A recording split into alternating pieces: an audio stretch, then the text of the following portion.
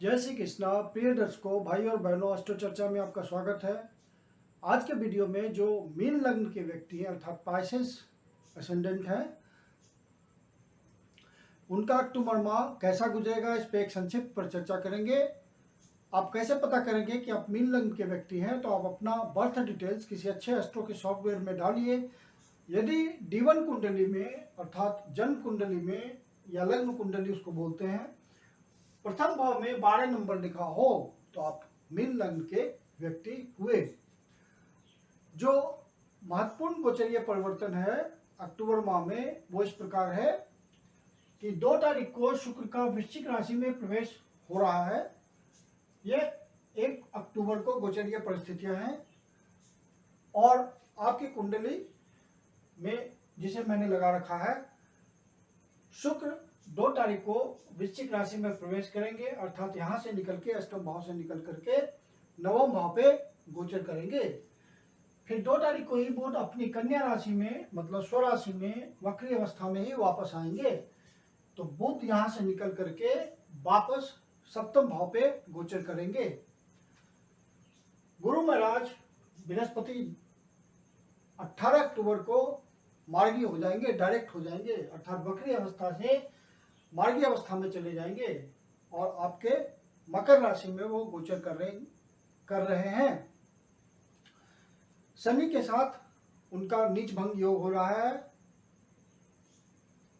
शनि महाराज 11 अक्टूबर को ही वक्री से मार्गी हो जाएंगे। 16 अक्टूबर को सूर्य तुला राशि में प्रवेश करेंगे। तो 16 अक्टूबर को सूर्य आपके अष्टम भाव पे गोचर करेंगे। फिर 22 अक्टूबर को वे मंगल तुला राशि में प्रवेश करेंगे और आपके अष्टम भाव पे गोचर करेंगे। जब कोई ग्रह राशि परिवर्तन करता है तो अपना विशेष रिजल्ट देने के लिए इच्छुक होता है।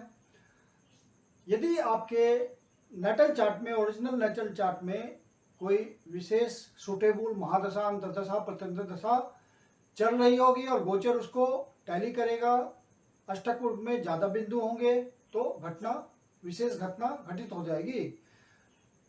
शुक्र वृश्चिक राशि में प्रवेश कर रहे हैं 2 तारीख को अर्थात अष्टम भाव से निकल करके नवम भाव पे गोचर करेंगे। केतु पहले से वहां विराजमान है तो केतु और शुक्र का नवम भाव पे गोचर होगा।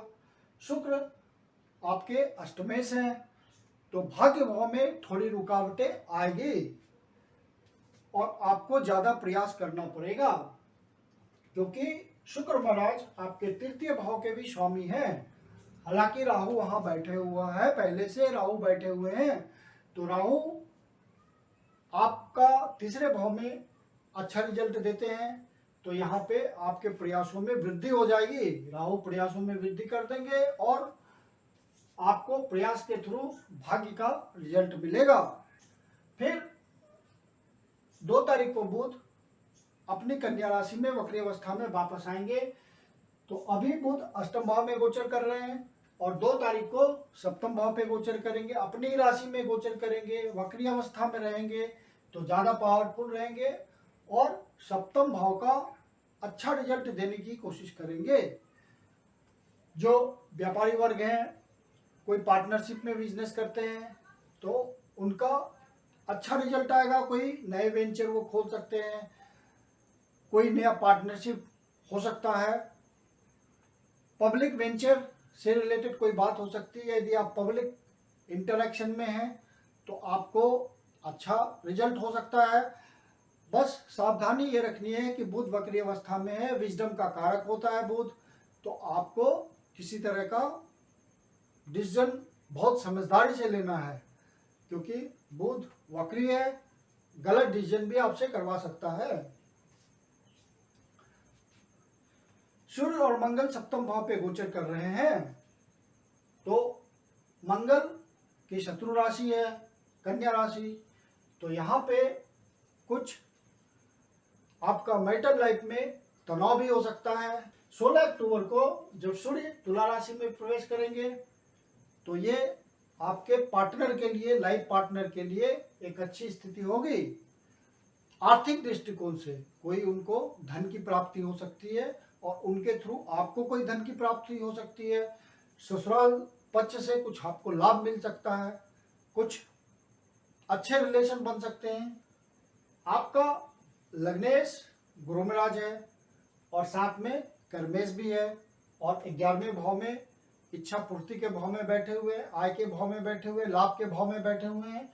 तो कर्म की दृष्टि से तो बढ़िया फल आना है। अक्टूबर महीने में आपको कुछ न कुछ लाभ हो सकता है, किसी तरह का प्रमोशन, किसी तरह का इंसेंटिव, किसी तरह का आपको आर्थिक दृष्टिकोण से लाभ मिल सकता है। समाज के प्रभुत्व वर्ग के किसी व्यक्ति से आपका संबंध हो सकता है जिससे आपको फायदा हो, बड़े भाई से कोई सहयोग मिल सकता है।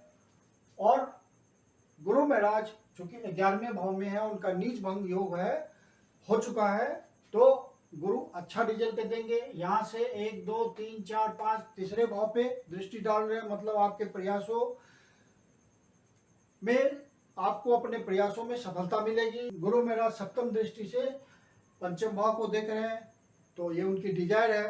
तो संतान पक्ष से आपको लाभ मिलेगा।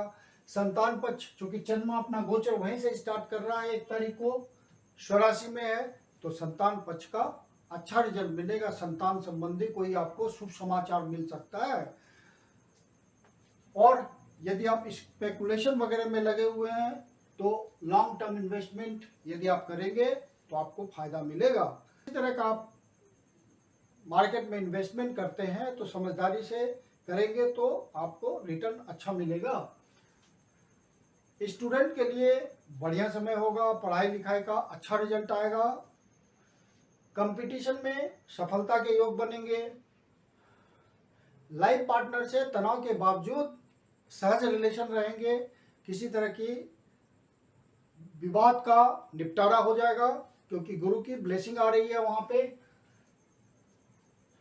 स्वास्थ्य आपका अच्छा रहेगा। अक्टूबर माह में स्वास्थ्य संबंधी परेशानी ज्यादा नहीं आएगी। इन्वेस्टमेंट के थ्रू, एक्सपेंडिचर के थ्रू आपको लाभ मिलेगा। लॉन्ग टर्म इन्वेस्टमेंट करेंगे तो उसका भी फायदा मिलेगा। बाहर से कोई आर्थिक रिलेशन बन सकता है जिससे आपको फायदा मिले। कोई धार्मिक यात्रा का योग बन सकता है, कोई लंबी यात्रा का योग बन सकता है, कोई छोटी यात्रा के थ्रू आपको लाभ के अवसर मिल सकते हैं। छोटे भाई बहनों का सहयोग आपको प्राप्त होगा, पड़ोसियों का सहयोग प्राप्त होगा। पार्टनरशिप के थ्रू कोई धन की प्राप्ति आपको सब्सटेंशियल हो सकती है। पार्टनरशिप में यदि आप कोई बिजनेस करते हैं तो हो सकता है कि आपको कोई विशेष धन की दृष्टि से विशेष फायदा हो जाए। 22 अक्टूबर को मंगल तुला राशि में प्रवेश करेंगे, तो मंगल यहाँ से निकल करके अष्टम भाव पे गोचर करेंगे और धन भाव को देखेंगे जो कि उनकी अपनी राशि का भाव है। तो आपको अनायास किसी धन की प्राप्ति हो सकती है। अचानक से यदि आप किसी पारिवारिक बिजनेस में हैं तो आपको सब्सटेंशियल धन की प्राप्ति हो सकती है। जो प्यार मोहब्बत करने वाले लोग हैं, लवर्स हैं, उनका आपस में कोई विवाद हो सकता है, तो इसके लिए वो अलर्ट रहें। अब अक्टूबर माह में कुछ विशेष डेट्स हैं जिसका आपको ध्यान रखना है। 3 तारीख और 6 तारीख को आपको स्वास्थ्य संबंधी विशेष रूप से कोई परेशानी हो सकती है। स्वास्थ्य संबंधी परेशानी 50 वर्ष से ऊपर के लोगों को विशेष रूप से लागू होती है। आप अपने स्वास्थ्य पर विशेष ध्यान रखें। पहले से मेडिटेशन करें, मेडिकेशन करें, श्वास लाभ करें तो परेशानी नहीं महसूस होगी आपको। 7 और 8 तारीख को कोई दुखद समाचार मिल सकता है, कोई नेगेटिव न्यूज मिल सकता है जिससे आपका मन परेशान हो। तो आप इन 2 डेट्स को यदि आपको परेशानी महसूस हो तो विष्णु सहस्त्र नाम का पाठ कर लें। शिव जी के मंदिर में जाकर के शिवलिंग को दूध का अभिषेक करें, ओम नमः शिवाय का जाप करें तो आपकी चिंता दूर हो जाएगी। 15, 16, 17 तारीख को बाहर से कुछ विशेष संबंध बन सकता है। यदि आप विदेश से व्यापार करते हैं, डिस्टेंट प्लेसेस से व्यापार करते हैं तो आपको विशेष कुछ धन की प्राप्ति हो सकती है। यदि आप आध्यात्मिक लाभ में लगे हुए हैं तो इन डेट्स को कुछ विशेष आपको आध्यात्मिक अनुभूति हो सकती है। 25, 26, 27 तारीख ये डेट्स कोई नया शुभ कार्य प्रारंभ न करें, ये डेट्स आपके लिए निगेटिव है। धन की दृष्टि से जो डेट्स महत्वपूर्ण है वो है 1 तारीख, 2 तारीख, 7 तारीख, 8 तारीख, फिर 13 तारीख, 14 तारीख, 20 तारीख, 21 तारीख। इन डेट्स को मार्केट में धन का अच्छा फ्लो है। व्यापारी वर्ग इन डेट्स को विशेष प्रयास करें, यदि उनको धन की जरूरत है तो विशेष प्रयास करें इन डेट्स को, तो धन सहजता से सुलभ हो सकता है। जो कर्म में लगे हुए लोग हैं, कहीं नौकरी करते हैं, किसी तरह का अपना काम है, तो इन डेट्स का ध्यान रखें, उन्हें भी विशेष धन की प्राप्ति हो सकती है। मैं कुंदन शर्मा आप लोग का हार्दिक स्वागत करता हूं।